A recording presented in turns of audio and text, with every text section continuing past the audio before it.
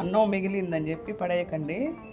ఇవాళ ఇది అన్నం కొంచెం మిగిలింది. దీన్ని నేను 2 నిమ్మకాయలు, ఉప్పు, పసుపు ఈ 3 కలిపి ఇందులో వేసేసాను అన్నమాట. ముందే వేసి కలిపి పెట్టేశాను. ఇప్పుడు మనం దాన్ని పోపు పెట్టుకోవాలి. ఇది రేపు ఎర్లీ మార్నింగ్ మనం బ్రేక్ఫాస్ట్ చేస్తాం కదా, అప్పుడు కానీ తింటే చాలా బాగా టేస్ట్గా ఉంటుందండి. ఎందుకంటే దీంట్లో ఉప్పు, నిమ్మరసం అంతా ఈ రైస్కి పడుతుంది అనమాట. సో ఇది మంచి బ్రేక్ఫాస్ట్. ఇప్పుడు కొరవ ఎలా చేయాలనేది నేను చూపిస్తాను. ఇందులో మనం ఉప్పు, నిమ్మరసం, పసుపు వేసి కలిపేసిన రైస్ అనమాట. ఇప్పుడు దీన్ని పోపు పెట్టుకోవాల్సింది కావాల్సిన ఏంటంటే పల్లీలు, పచ్చెనగపప్పు, మినపప్పు, ఆవాలు ఇవి విడివిడిగా వేయించుకోవాలి. ఎందుకంటే ఇది ముందు వేగదు, ఇది త్వరగా వేగుతుంది. అందుకని నేను ఇప్పుడు ఎలా చేయాలో చూపిస్తాను. తర్వాత దానికి కావాల్సిన ఐటమ్స్ ఇంకా ఏంటంటే 2 ఎండుమిర్చి, 2 పచ్చిమిర్చి, కరివేపాకు, కొత్తిమీర. సో ఇవన్నీ మనం అదే కాకుండా దీనికి మెయిన్ ఇంపార్టెంట్ ఇంగువ. సో ఇంగువ లేనిదే అసలు పులిహోర అనేది బాగుండదు అనమాట. సో ఇవన్నీ మనం దీంతో వేస్ట్ కాకుండా మనం అన్నం వేస్ట్ కాకుండా మనం పులిహోర తయారు చేస్తున్నాం. ఇప్పుడు మనం పల్లీలు ఫ్రై చేసుకుంటాం. ఎందుకంటే ఇవి కొంచెం రెడ్గా అవ్వాలి కాబట్టి ముందు పల్లీలు ఫ్రై చేసుకొని, ఇవంతా నేను పడుకోపోయేటప్పుడు కొంచెం అన్నం మిగిలింది కదా, ఆ అన్నాన్ని మనం ఈ విధంగా చేసుకోవచ్చు. ఇప్పుడు మనం వెంటనే ఇవన్నీ వేసుకోవచ్చు. చూసారు కదా ఫ్రై అవుతుంది.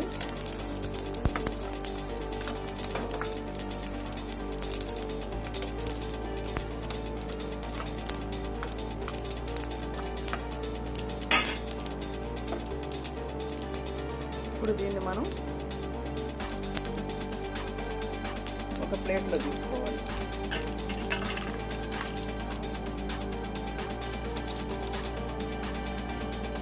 మళ్ళీ కొంచెం ఆయిల్ వేసి పోపు పెట్టుకుంటాం. ఇప్పుడు కొంచెం ఆయిల్ వేసి మనం ఇప్పుడు ఎండుమిర్చి వేయాలి.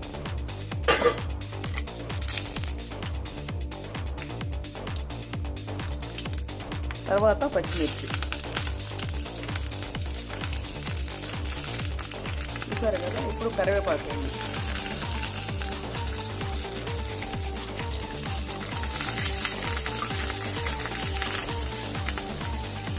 ఆయిల్లో బాగా ఫ్రై అందనుకోండి, మనకి బాగా అది పులిహోరలో నంచుకోవడానికి బాగుంటుంది అన్నమాట.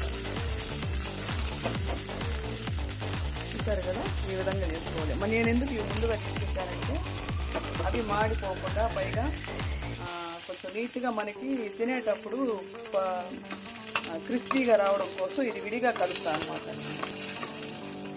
అందుకని ఇది విడిగా చేశాను. ఇప్పుడు ఇది అయిపోయింది. ఇది మనం ఫైనల్గా వేయాల్సింది ఇంగువ వేద్దాము. కొంచెం ఇంగు వేస్తాం, భలే మంచి స్మెల్ వస్తుందండి. ఇది ఇంగువ కొంచెం తెలియదు కానీ కొంచెం ఇంగు వేయాలి. తర్వాత కొత్తిమీర కూడా వేసుకుంటాం. కొరవ కొంచెం మనం పైన కావాలంటే చల్లుకోవడానికి పెట్టుకునేది. ఇప్పుడు స్టవ్ ఆర్పేసేయండి.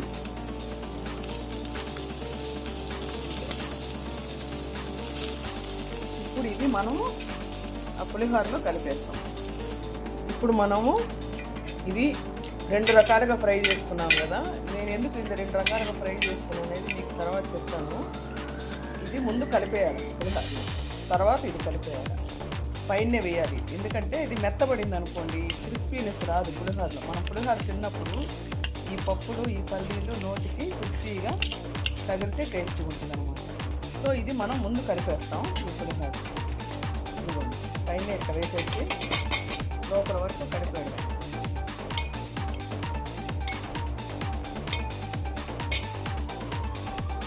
సో మనం ముందు పచ్చిమిర్చి, ఎండుమిర్చి, కరివేపాకు, కొత్తిమీర ఆ ఫ్రై వేసాము. ఇప్పుడు మనం ఆల్రెడీ చేసుకున్న ఈ పల్లీలని వేసేస్తాం